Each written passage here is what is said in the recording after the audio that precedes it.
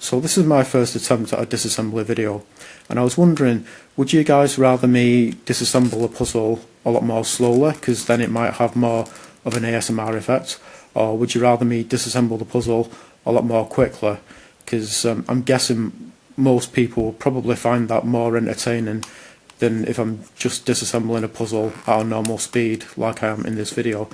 Same goes for reassembling puzzles as well. I have been thinking recently of doing a few disassembly videos and reassembly videos. I mean, it depends how popular they are really.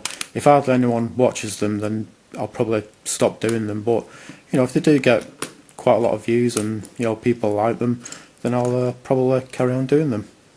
So just let me know what you think in the comments section.